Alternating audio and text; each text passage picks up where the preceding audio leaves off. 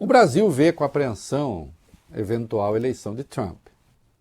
E com razão. Nós começamos o programa falando nisso, né? Desde o proselitismo que se tentará fazer contra o país, até outras questões que passam efetivamente pela agenda brasileira, né? Pela agenda do Brasil e do mundo. Por exemplo, a agenda do desequilíbrio climático, né?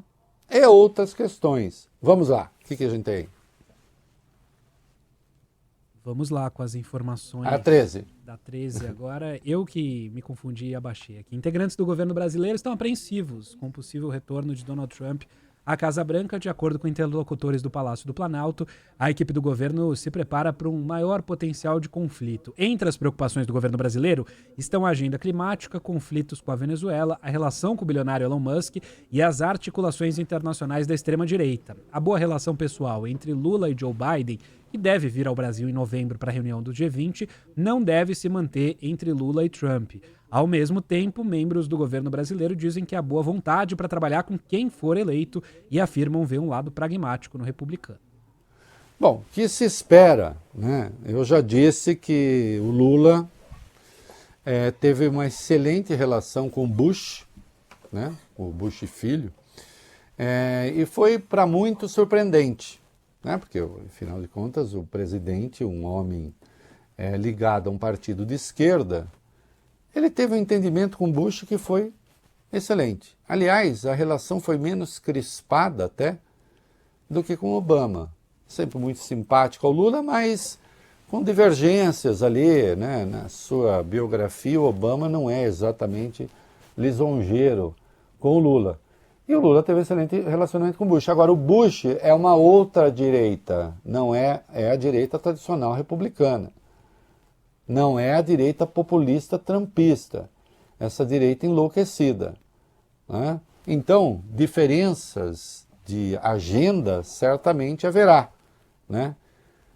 Temos mais coisa aí, vamos lá, Larissa. Apesar de membros do governo federal afirmarem que Trump tem esse lado pragmático, algumas derrotas já são tidas como prováveis pelo Planalto. Entre elas está o retrocesso na cooperação ambiental, pauta cara ao governo Lula. Quando era presidente, Trump retirou os Estados Unidos do Acordo de Paris, que visa reduzir a emissão de gases do efeito estufa, e revogou uma série de regulações ambientais e incentivos à transição energética. Neste ano, ele prometeu continuar apoiando os combustíveis fósseis, já que a indústria petrolífera é uma das grandes doadoras da campanha republicana. Caso Trump vença a eleição, há ainda uma grande incerteza de como seriam as relações diplomáticas entre os países. Apesar da dúvida, o governo brasileiro entende que um novo mandato de Trump deve aumentar a instabilidade global.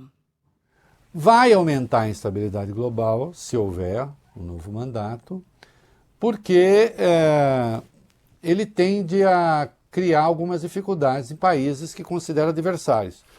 E também não se sabe, vamos lá, algumas incógnitas aí, alguns enigmas.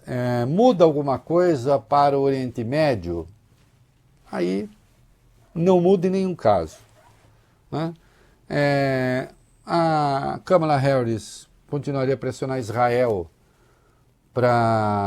em favor de um cessar-fogo, né? Continuaria a criticar a brutalidade da guerra, a morte de inocentes na Palestina, sem mover uma palha para impedir que Israel faça o que bem entende, até porque, na forma como as coisas estão, é inútil, né? E o Trump nem dará bola para isso, já deixou isso claro, né?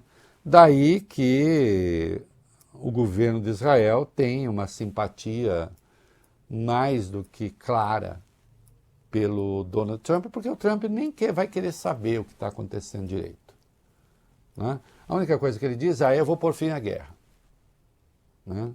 Como? Ninguém sabe. Vocês viram o Bolsonaro falando que ele quer Trump em defesa do Estado de Israel, como se o Biden não tivesse dado apoio integral, absoluto e inquestionável a Israel, que continuará a ter, seja Kamala, seja Trump.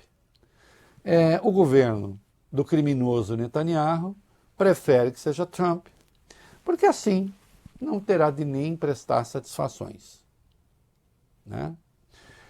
Em relação à guerra Ucrânia-Rússia, aí o que o mundo entende é que o Trump tentará impor uma solução que obrigue Zelensky a negociar a derrota.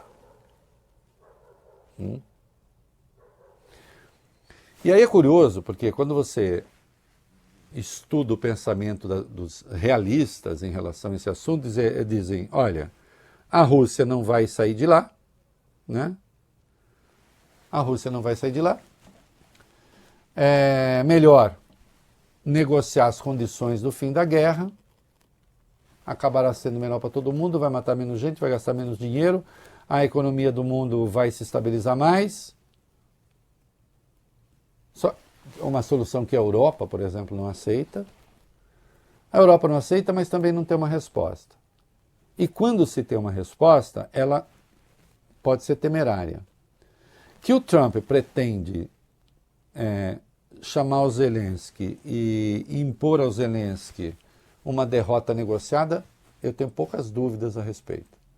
Primeiro, porque ele tem simpatia pelo Putin, que quer muito que o Trump vença, né? E segundo, porque ele, por exemplo, disse sobre a filha do Dick Cheney, ex-vice-presidente dos Estados Unidos, que já foi deputada republicana, que ela gosta de guerra, que ela gosta de matar pessoas. Ele estava se referindo à guerra da Ucrânia, que ela não quer o fim da guerra. E ele falou que quem dera as armas estivessem voltadas contra ela, daquele jeito dele, né? Vamos ver. E aqui, eleição nos Estados Unidos, né, gente? Um juiz da Pensilvânia permitiu que Elon Musk faça o sorteio diário de $1 milhão para eleitores no estado. A notícia foi dada inicialmente pela Reuters. Durante a corrida eleitoral deste ano, o bilionário já doou mais de $16 milhões para eleitores em estados pêndulo, eleitores que, obviamente, votem em Trump. Nos Estados Unidos, na seara eleitoral, quase tudo é permitido. Daí que eles precisem pensar como salvar a democracia americana, que no prefácio desse livro os autores tenham dito que o Brasil encontrou caminho, os Estados Unidos ainda não. Até a eleição de amanhã. Tchau!